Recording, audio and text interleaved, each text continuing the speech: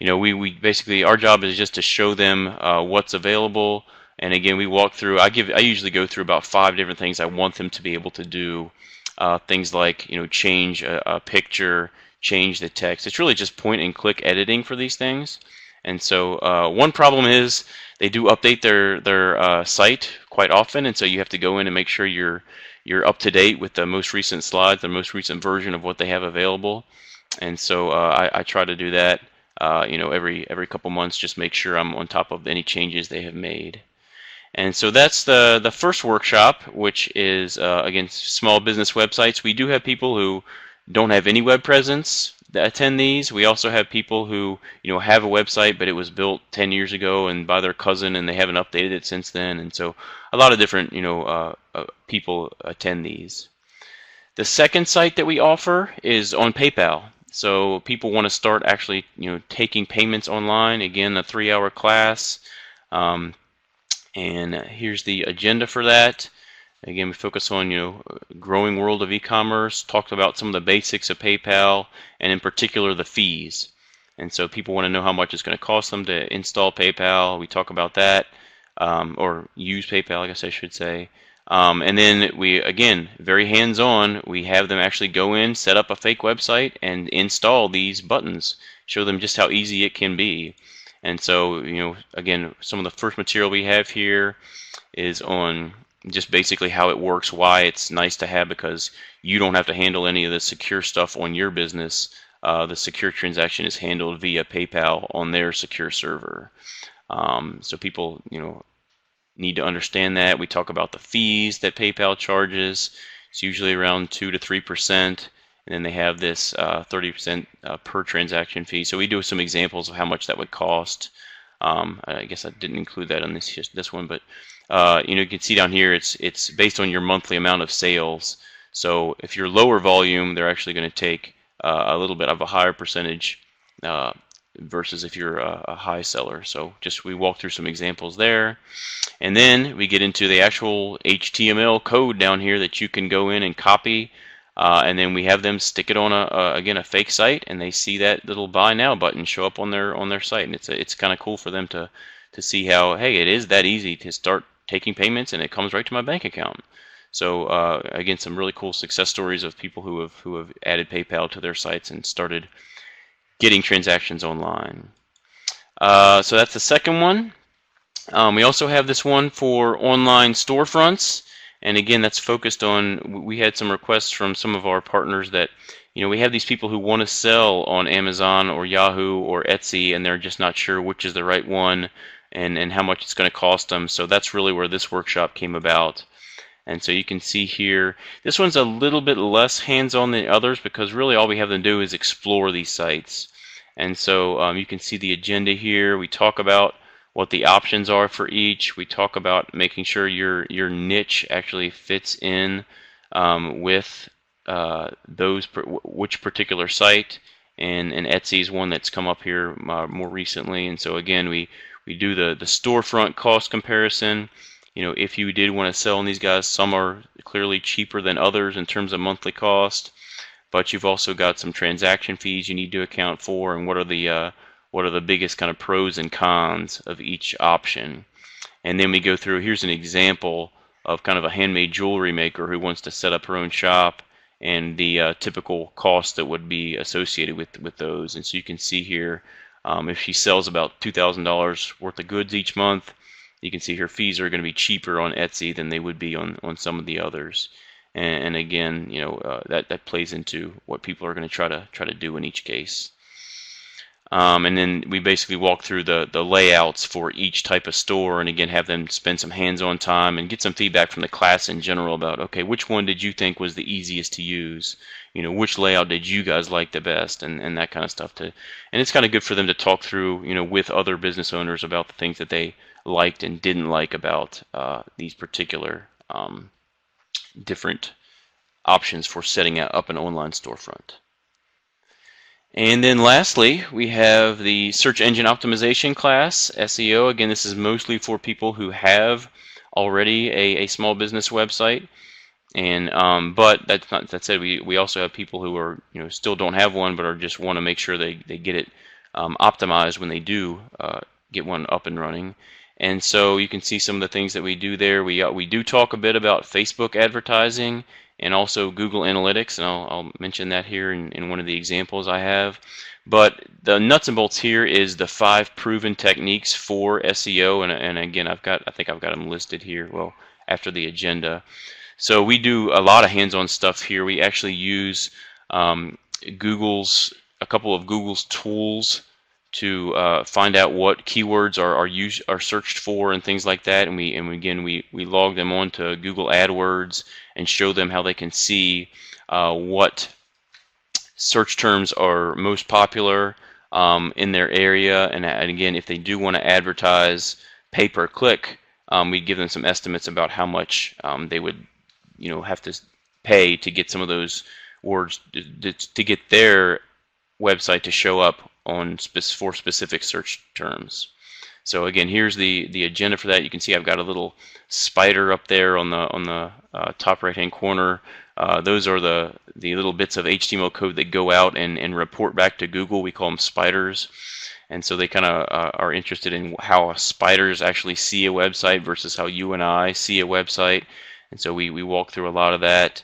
I've got the 5 techniques here for SEO. And again, that first one there, we use appropriate keywords that are highly searched for. I show them the Google AdWords tool. There's a lot of other tools out there that are free for them to use and figure out, okay, what keywords do I actually want to use as I build my site, as I try to get it found on page 1? How do I incorporate those into my site? And it's again a nice tool for them to go back and use.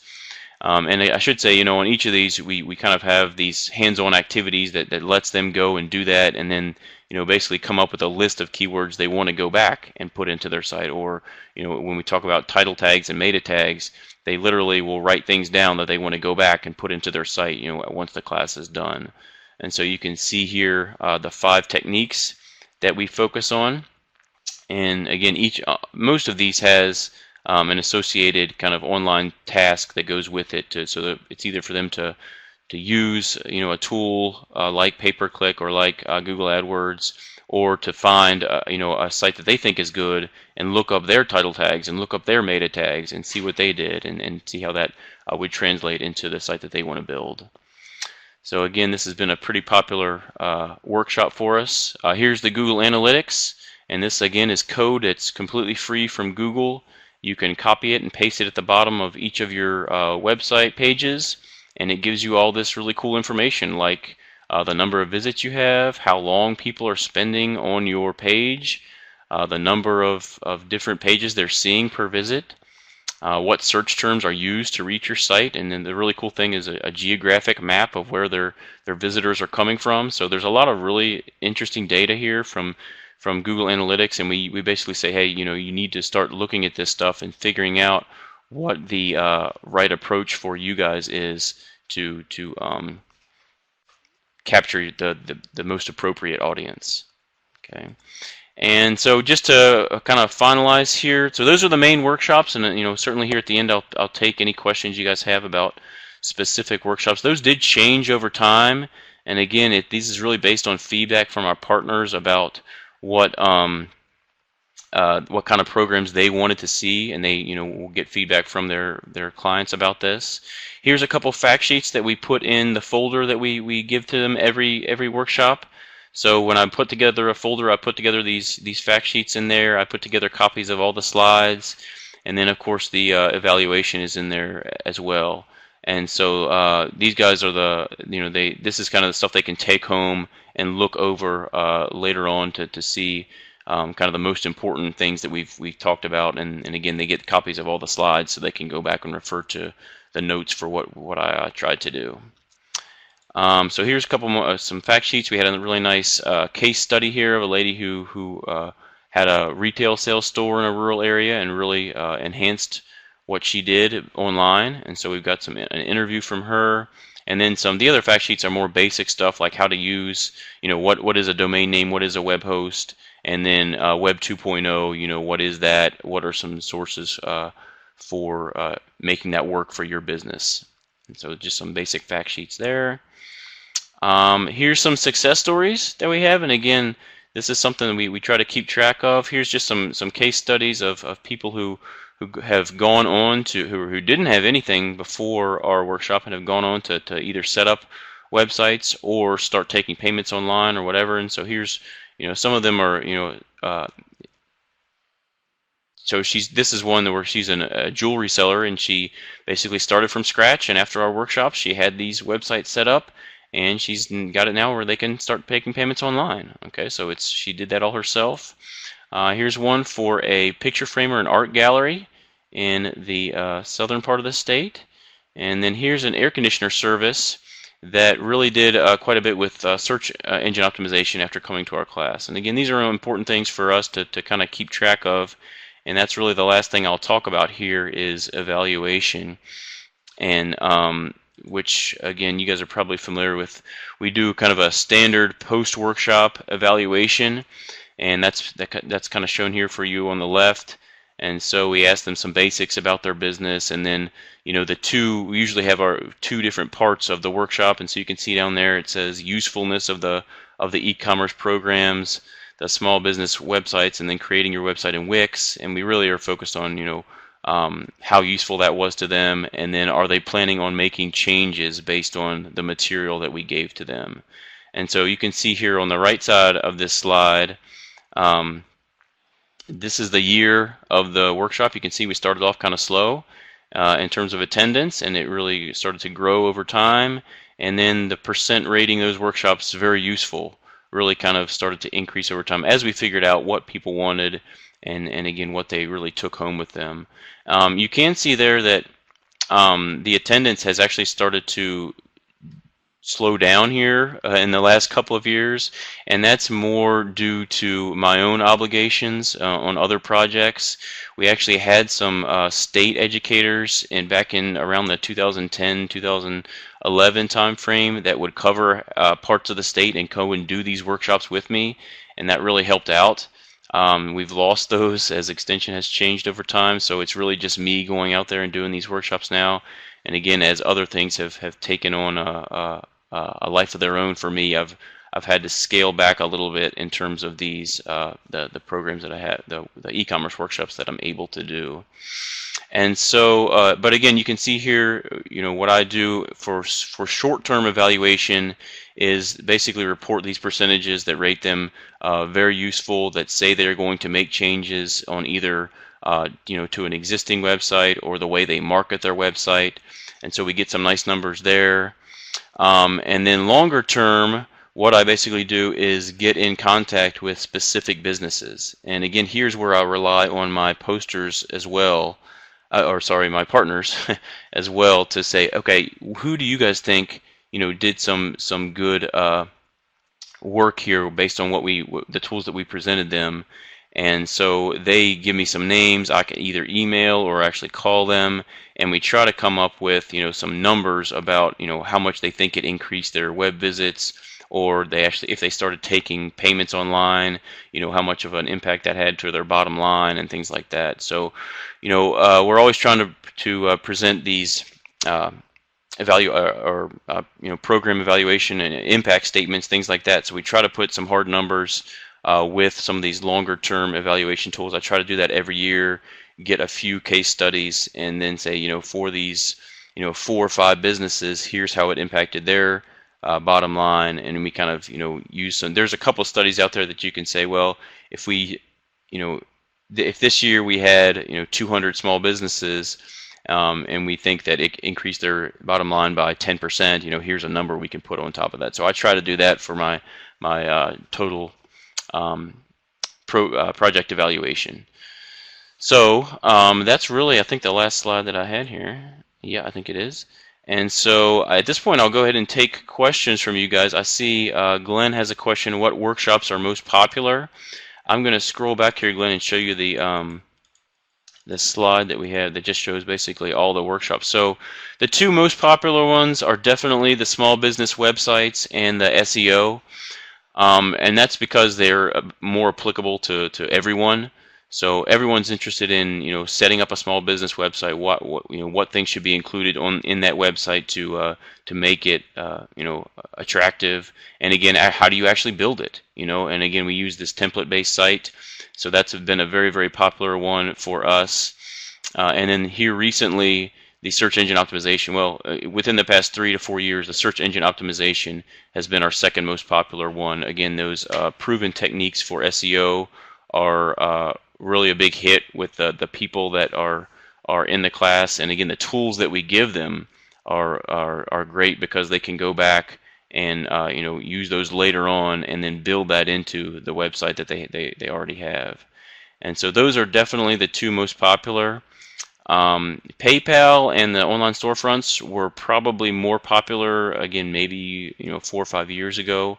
Not as popular here recently, but again, that's part of that is I'm just not doing as many workshops right now.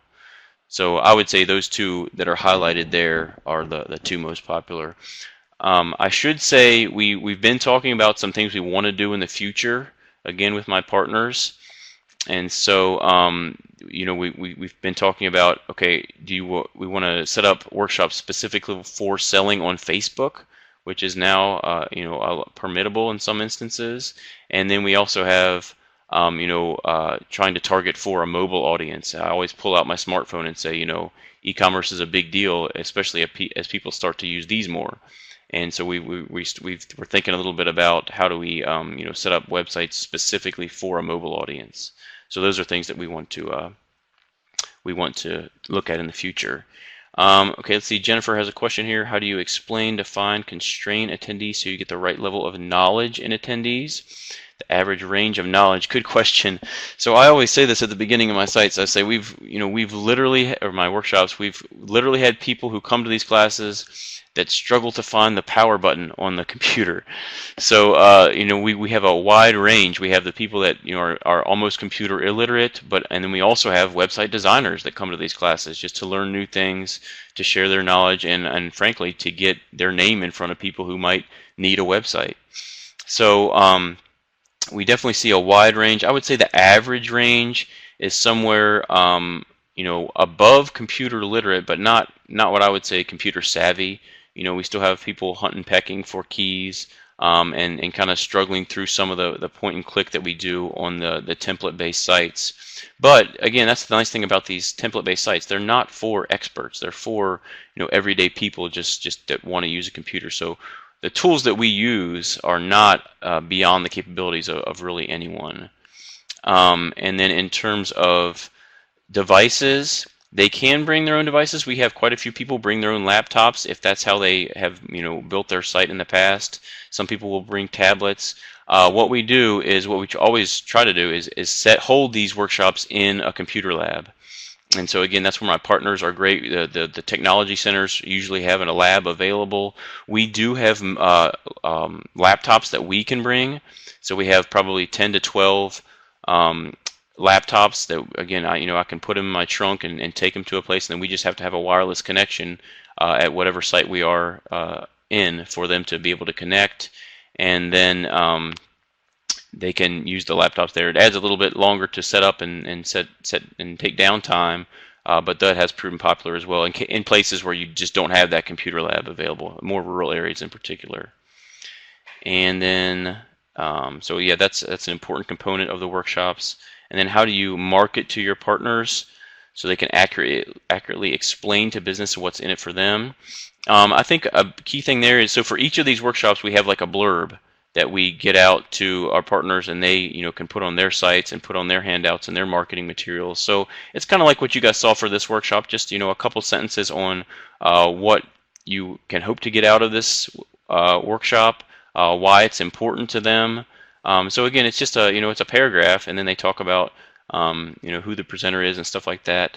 And that has really been pretty good. We don't usually struggle to get 10 people at these. Sometimes I'll have to be in contact with them if they only have 4 or 5, and they'll wonder if I want to make the trip out there for just 5 people. And usually it depends on the site. Sometimes I will make a trip for 5 people. Usually I'll say, no, let's hold off until we get closer to 10. And again, because they take registration online and stuff like that, they can kind of have a decent feel at least a day or two in advance about how many people are planning on showing up. Do you have outside instructors? No, it's basically just me. And one of the things I'll say here is, some of these people are looking for something very specific, like they want someone to do social media for them or teach them all about social media. And I'll specifically say I am not a social media guru. I'm not going to do, to teach them how to update their Facebook page every so often and do Twitter, posts and all kinds of stuff like that. We talk about it, but that's not my area of specialty. And again, I talk to my partners in the technology centers and say, if you guys want to bring someone in that specifically covers these topics, go for it. And they have in many cases. So, that's something, we could be involved in. But again, I see my expertise as in these specific areas here, actually more involved on actually building and kind of behind the scenes of websites versus the social media stuff. So that's just a choice that I have chosen to make. Tech support, again, when we're in the computer labs, we usually have people there that can help us with the wireless connections and the projectors and stuff like that. That's about it. I don't have, we have tech support here in our own department that can help with laptops, but all we do on the laptops is basically have a Firefox or Google Chrome set up, and that's really all they need because we basically do everything online. What were some of the programs offered and discarded? So some of the earlier programs we had here back when I first got started, they were much longer. They were about 5-6 hours in length, and they covered kind of a wider array of material. So we would have, kind of a combination of small business websites and how to market it and how to accept PayPal. And that was just too long. We've gotten to the point where these 3 hours are about right because they offer the kind of right combination of learning and hands-on time. So anything over 3 hours is a little bit too much for these workshops, I think. And again, you got to remember, all these guys are small business owners, so they want to get back to the shop and actually conduct business at some point. So that's kind of our approach for that. Do you have any local agents who are prepared to do these workshops? Really good question. I have tried to get local extension educators involved, and some of them are very willing to do so, others are not. Here in Oklahoma, we really only have maybe 2 or 3 across the state that are really involved in community development and small businesses and leadership and programs like that. So since I know them personally, absolutely, when I'm in their area, I will say, here's my slides. Feel free to add whatever you want to. And a lot of times they know some really good examples of local small businesses in that area that they'll put slides in there and talk about them when we do those workshops. But I have to say, for the most part, even though I always make my local county educators aware of these, they basically, when they do show up, it's just to show up and listen. And it's fine. I probably have maybe 60% of the time they'll be there and interact with the local businesses and stuff like that. But they're not actively presenting. Those only in cases when it's 2 or 3 again, educators that I know have an interest in this area, will they actively present. Let's see here. What's your success rate on getting metrics, financial disclosure from businesses? I have not tried to get any financial measures. Well, I guess so. Not at an aggregate level. I don't collect that on the post survey. Let me go back to that, and you can see it's basically pretty generic. But in the longer term evaluation, when I do call these guys and I try to, I explain what we're trying to do to basically show the value of our program, I don't want to make them uncomfortable, so I try to, make it generic. I say, if you can give me, some kind of rate of, how much you think this program contributed, maybe give you a 10% boost in your bottom line, or a 50% boost in the number of visitors you're seeing, something like that. I don't want them to feel uncomfortable actually giving me financial numbers. So that's the only tips I have about that is, and again, some people are more comfortable disclosing that than others. Some people will just come right out and give it to you without even asking. But I would say don't, pry and just try to make it generic in terms of what they can offer. Nancy asks, have community development PDCs played a role in these trainings? I guess I'm not exactly sure what PDC stands for, Nancy. If you can uh, type that out, I would appreciate it. Um, Again, the partners I've usually had are with REI, who has, again, they have 3 or 4 offices across the state, and they go around program development committees. Um, so I guess the short answer is no. I mean, most of it is through me. I'm the one who develops the materials and gets the blurbs to my partners, and they are the ones that market it. Okay, Glenn asks, "Oh, they're required in Kansas." Okay, I see what you're saying. Well, I hope I don't get myself in trouble here, but I'm the one who's running the programs, and they don't really have an involvement with PDCs. Um, Glenn asked if the partners have developed the social media workshops. Yes, Glenn, they have, and they are getting an audience. And it kind of depends on the presenter. I know they've been kind of happy with some of the people they brought in and not so happy with others. So I think it's going to take them some time to figure out who a good uh, uh, partner to have on the social media workshops is. And I know that is very popular with them. And I think they're kind of trying to figure out, is this something we want to have on a recurring basis?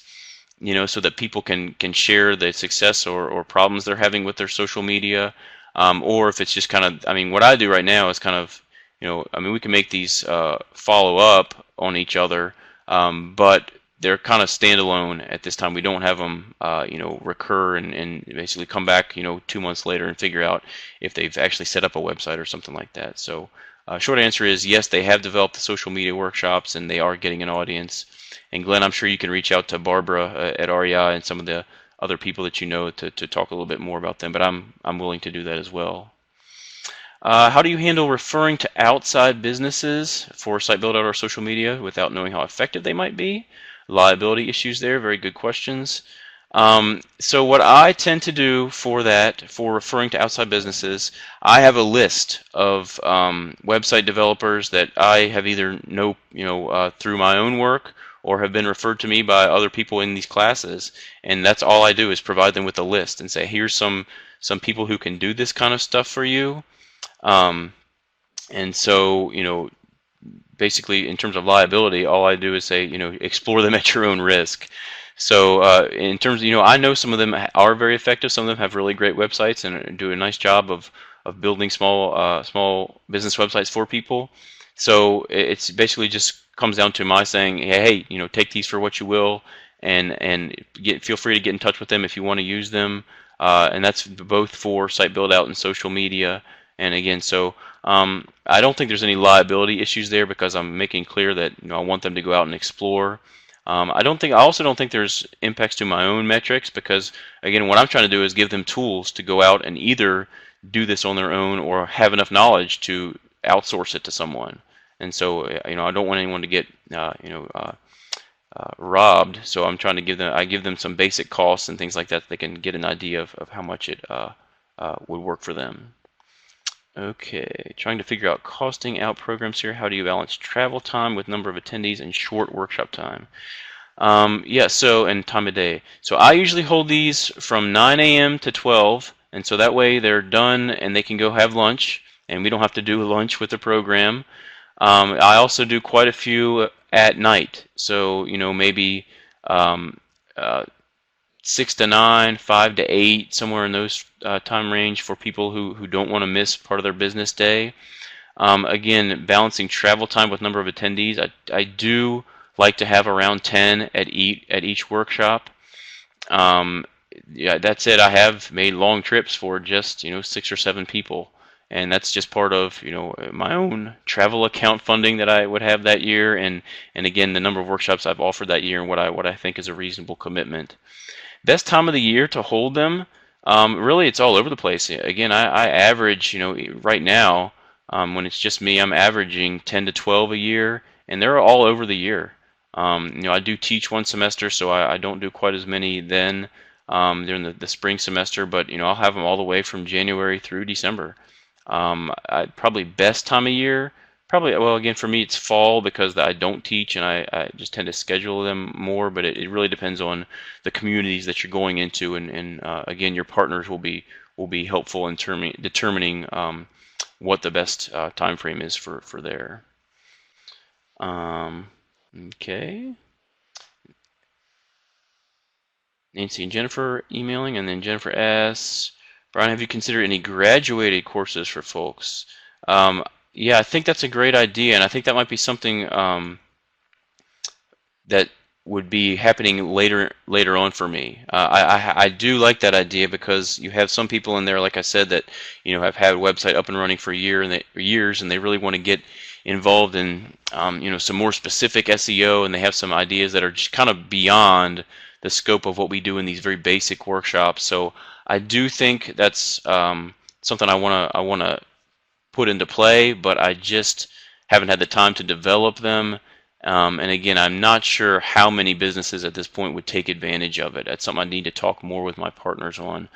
For now, again, sometimes we struggle to get 10 at these kind of basic classes, so I don't want to hold a graduate class when I'm only going to have 2 or 3 people there.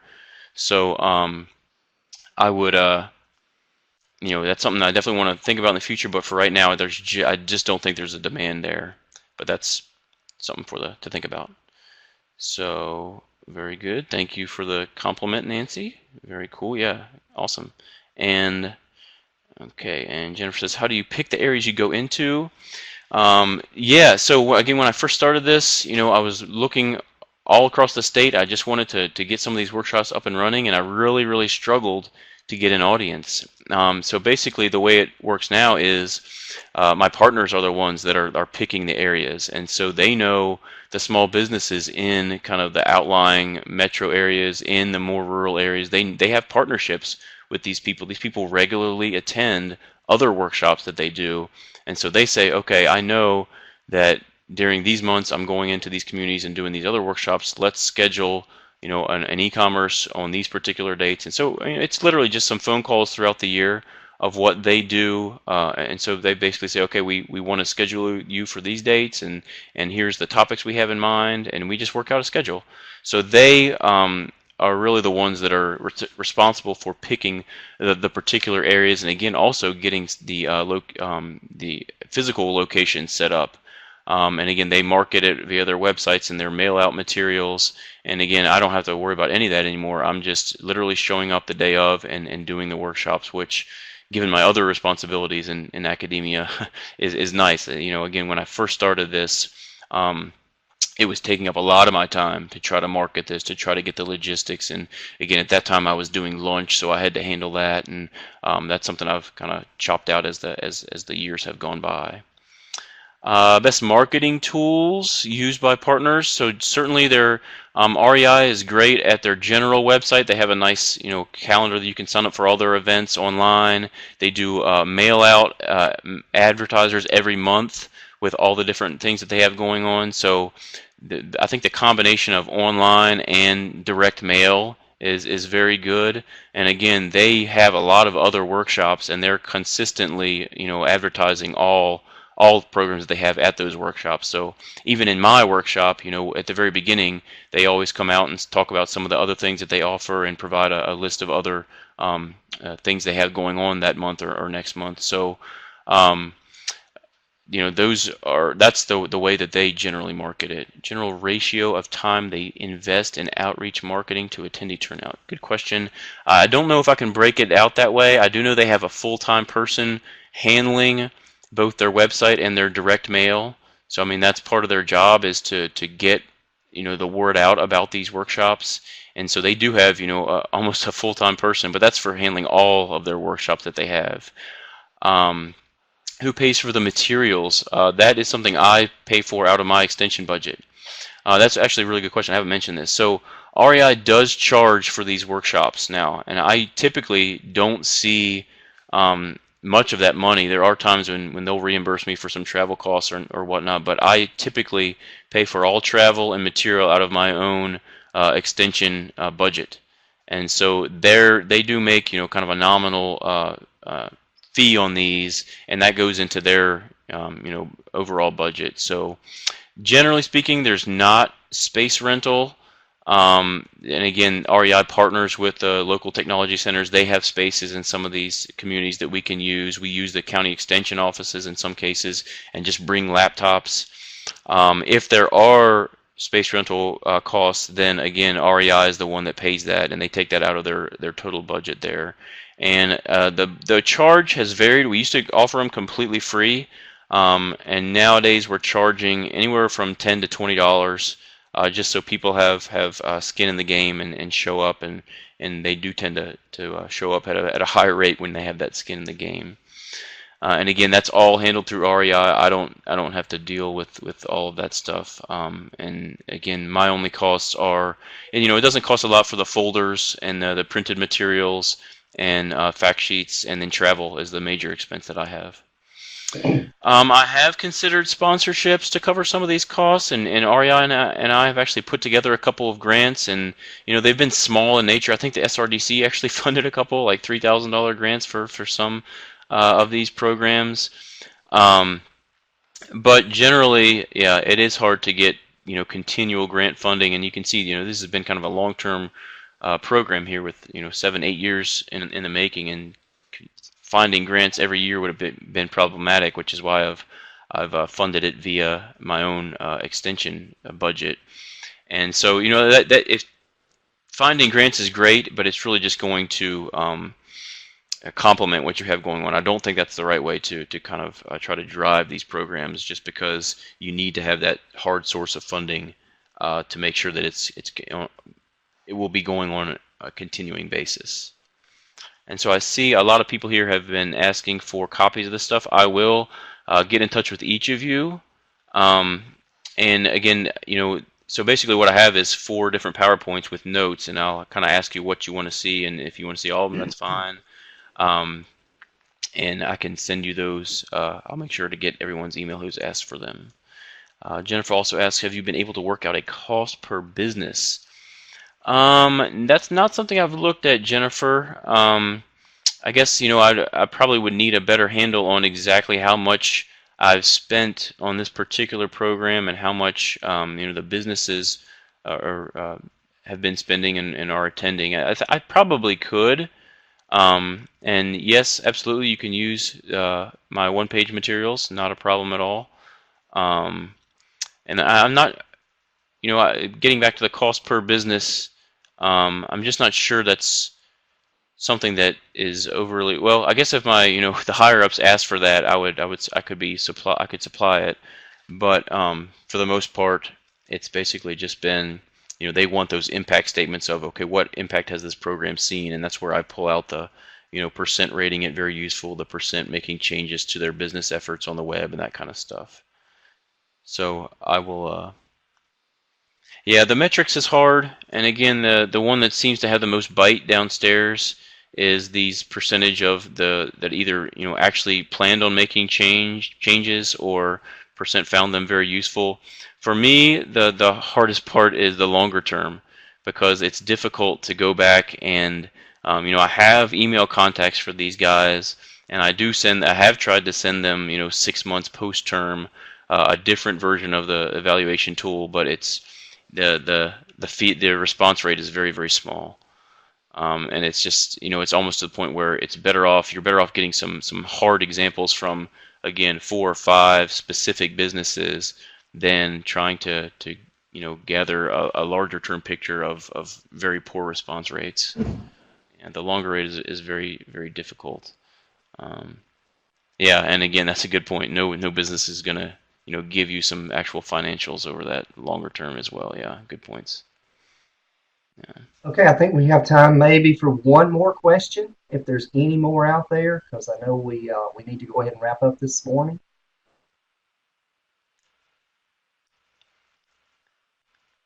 Yeah, good point, Jennifer. It's yeah, the qualitative stuff is great, but you're right. It's not what you want to put in a grant application.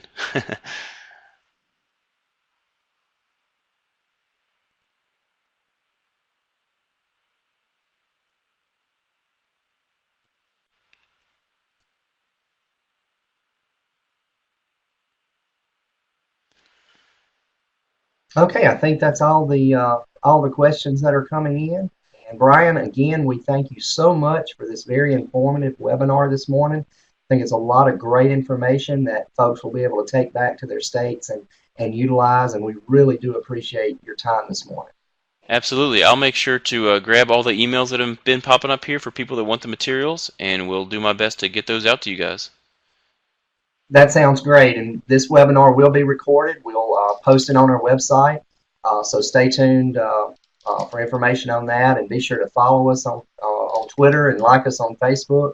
And we'll be posting additional webinars coming up after the holidays. So have a very Merry Christmas and a wonderful New Year. And we will see you guys in January for another webinar. Thank you all so much. Sounds good. Thank you. Thanks, Brian. Thank you.